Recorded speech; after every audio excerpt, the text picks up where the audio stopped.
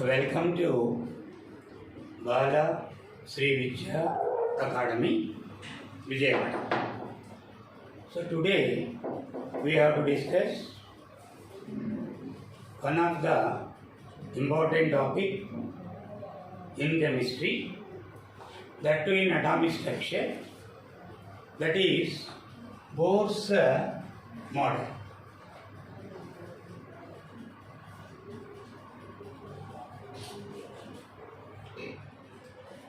So Bohr's model, all of you know, it is very important model in atomic structure, that too as far as first intermediate chemistry is considered, one of the important chapter, that is atomic structure.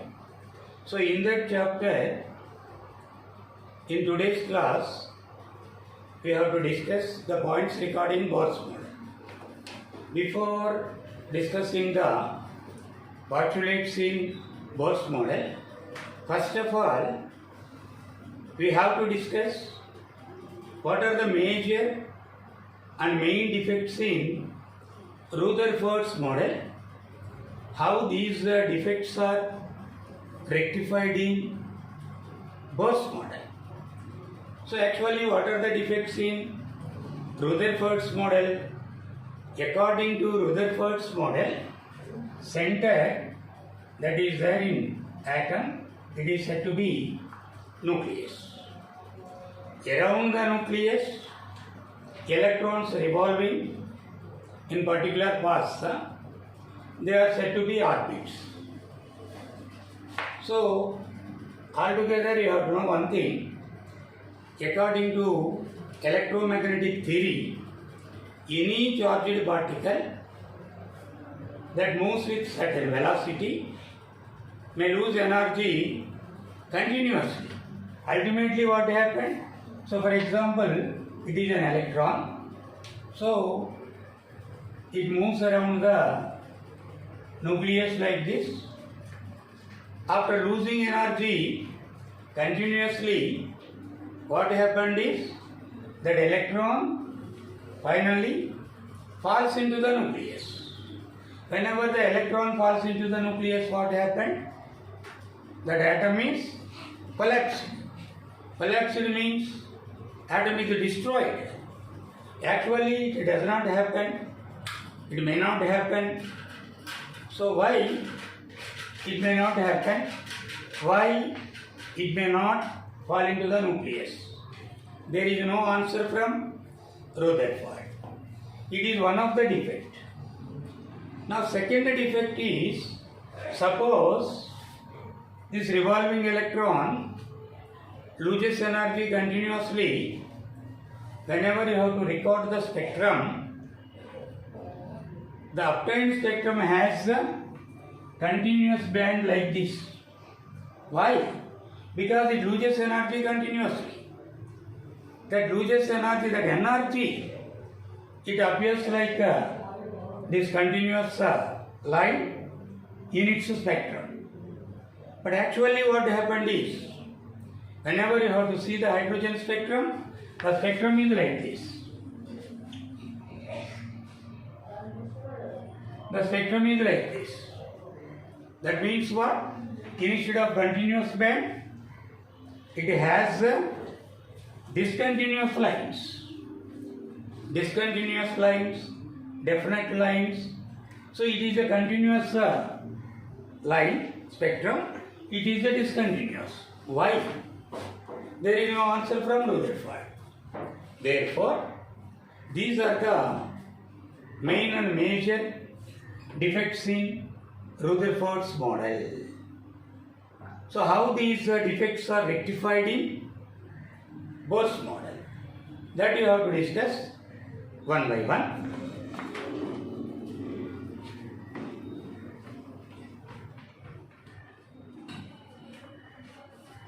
So actually, in Bohr's model, almost as same as Rutherford's model, electrons are revolving around the nucleus in fixed orbits. Fixed orbits. in fixed orbits. These are also called stationary orbits. Fixed orbits, stationary orbits, or stationary energy levels. They are indicated as 1, 2, 3, 4 dash dash. Otherwise, K, L, M, N dash dash. From the nucleus towards the outside.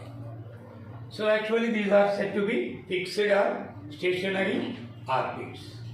Moreover, according to Bohr's model, what are the two important things that you are having? Two things are quantized. What are they? Energy. Number one, energy. Second one is angular momentum. These are quantized according to Bohr's model.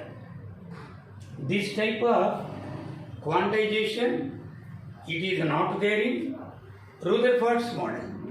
These are actually very, very important words in Bohr's model. Moreover, what are the two things actually? Energy and angular momentum. So what is angular momentum?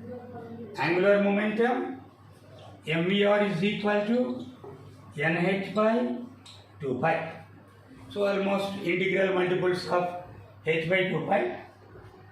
So m means it is a mass of electron, v velocity or radius of orbit, principal quantum number. H always indicates Planck's constant.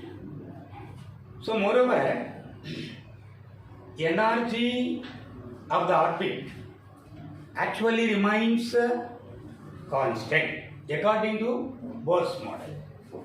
So whenever the energy remains constant, in which cases atom emits energy or it absorbs energy.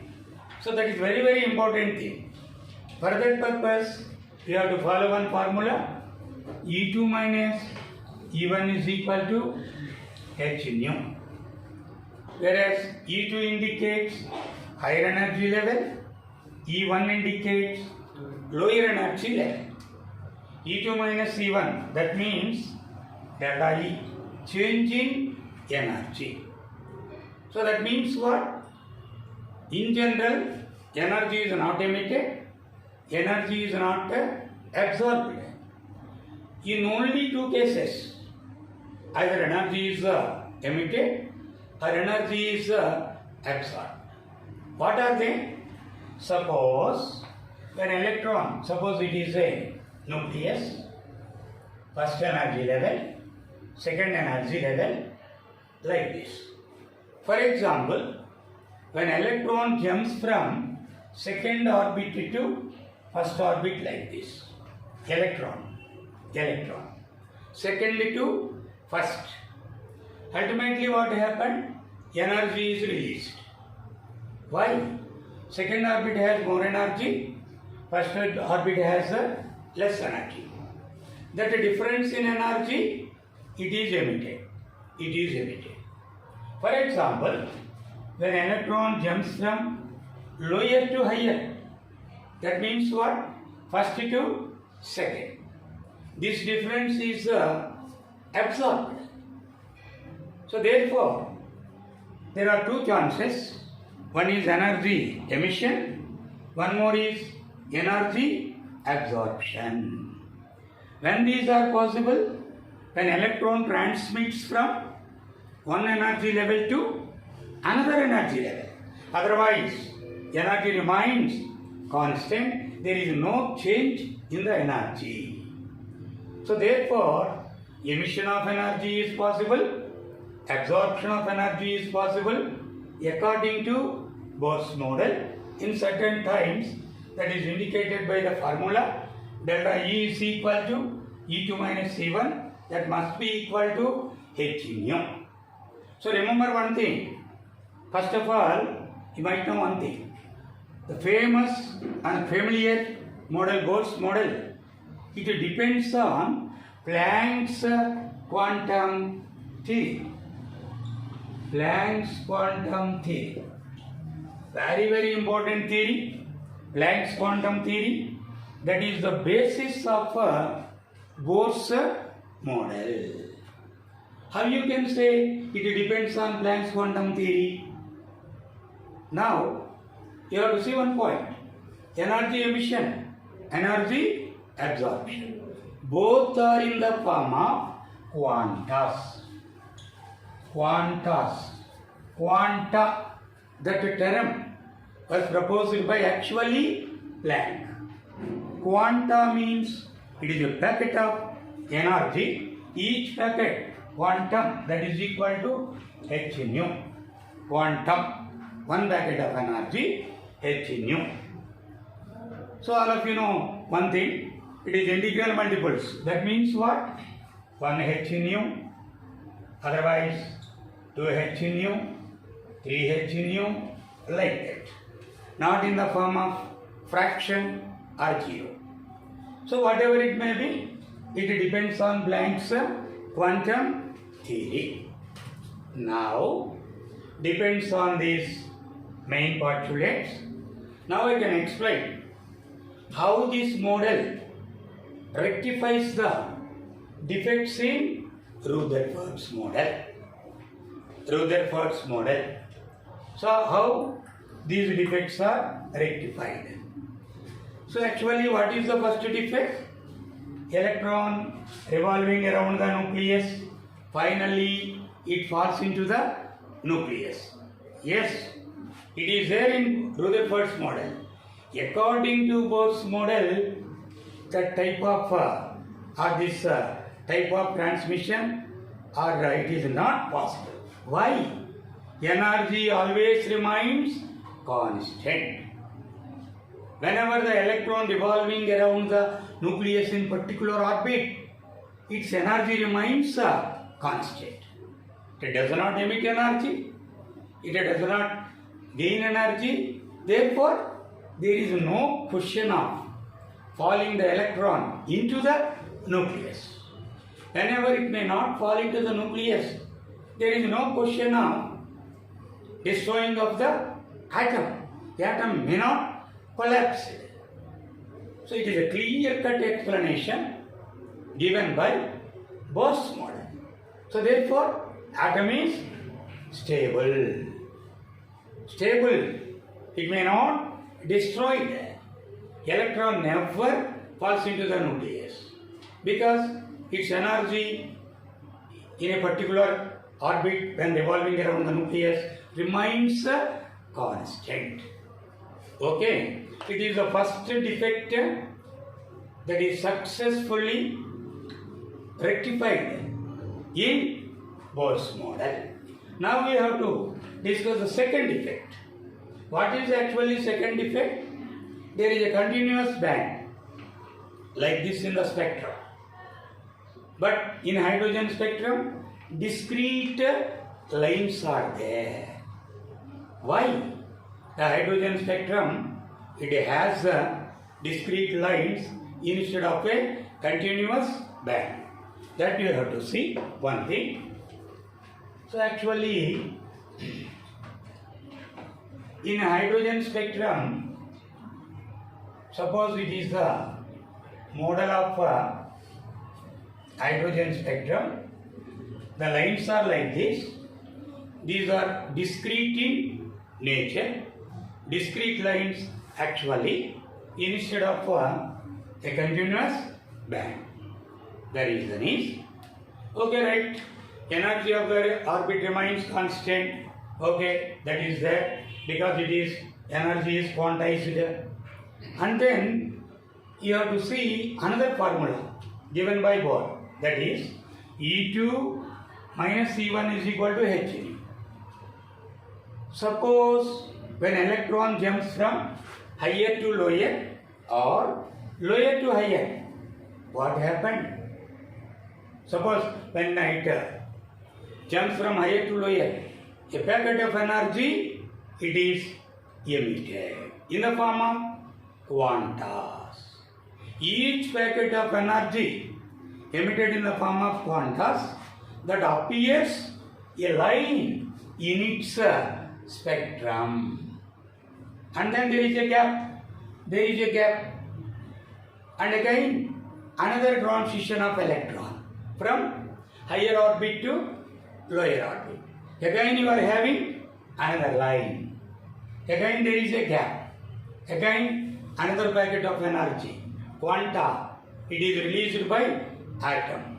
So like this, small packets in the form of quantas released or emitted, these packets of energies in the form of quanta, they form lines. Which lines? Which type of lines? Discrete lines in the spectrum of hydrogen. Therefore, in hydrogen spectrum, there is no question of a continuous band like this. Therefore, spectrum of hydrogen which contains discrete lines like this, discrete lines like this, small or definite lines, sharp and distinct lines. They never merged. One line is not at all merged with another line. It is a spectrum of hydrogen. It is an emission spectrum of hydrogen. Moreover, it is a line spectrum of hydrogen. So it was successfully explained by Bohr's model. So in this way, the defects in Rutherford's model, they are rectified by Bohr's model. Moreover, you have to see another thing.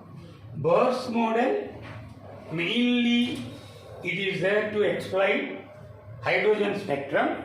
Later, it is used to explain what? Not only hydrogen, hydrogen-like species. Hydrogen-like species means what? Hydrogen-like species means what? They are having one electron each. One electron each means, for example, hydrogen, one electron is there. Hydrogen-like species, helium plus, lithium 2 plus, beryllium 3 plus, like that. These are said to be uni-electron species. Uni-electron species having how many electrons? One electron. The spectra of all these uni-electron species, that is explained by Bohr's model. But it is also failed. So in general, every theory, it has some advantages, merits and demerits. It is a natural process. So what is the defect, main defect in Bohr's model? It explains the spectra of uni-electron species like this. It is failed to explain the spectrum of multi-electron. Multi-electron means helium, lithium, beryllium. Why? Because helium has 2 electrons, lithium 3 electrons, beryllium 4 electrons. So in case of multi-electron atoms, Bohr's model, it is not at all successful. Altogether it is failed. So it is a drawback. It is there in Bohr's model. Moreover, according to the Bohr's model, very important applications are also there. They are nothing but, first one is radius of an orbit, second is velocity of electron revolving in that particular orbit, third and last one is energy of the orbit. Energy of the orbit. So first of all, we have to discuss the radius of the orbit. So each and every orbit, it has some radius.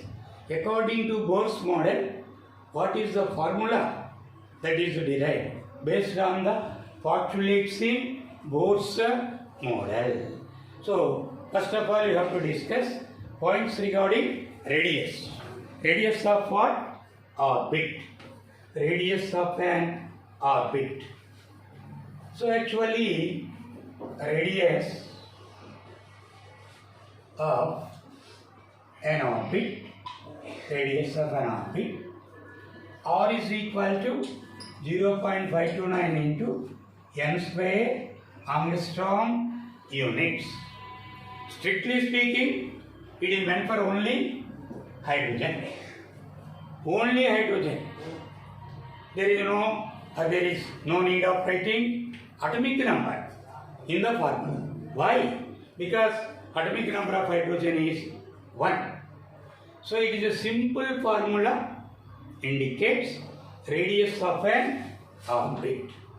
So based on this formula, it is very easy to indicate radius of first orbit, radius of second orbit, radius of third orbit. In what? Hydrogen. They are indicated as R1 is to, R2 is to, R3 is equal to first orbit 1 square, second orbit 2 square, third orbit 3 square. What is its ratio? Simplified ratio 1 is to 4 is to 9. You need not consider 0.529 because it is common value, that is cancelled. Now what is the final ratio? 1 is to 4 is to 9.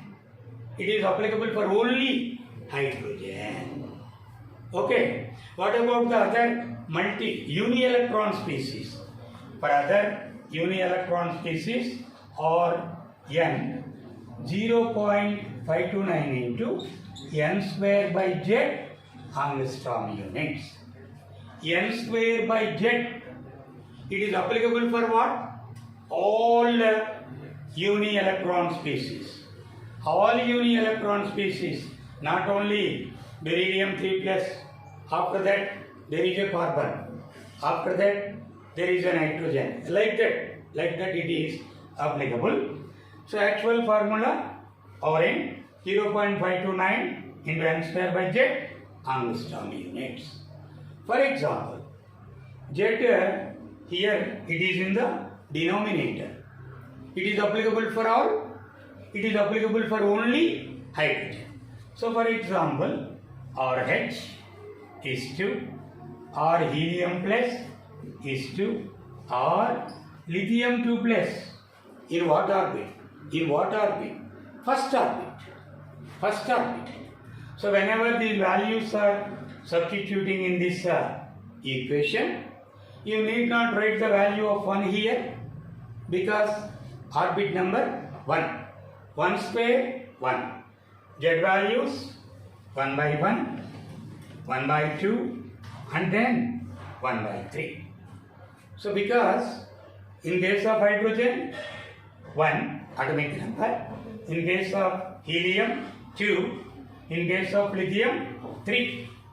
Now what is the LCM value? 6.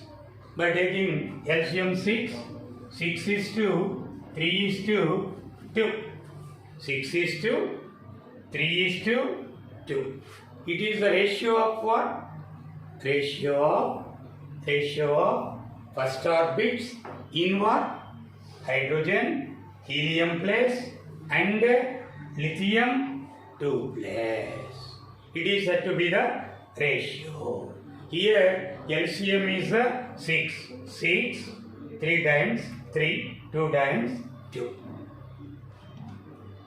Okay, therefore, by using this relation, it is possible to calculate the radius of any orbit in any element which is having uni-electron. So it is about the radius and the ratio of radius of different orbits according to Bohr's model. And then one more application you have to discuss, that is velocity of electron.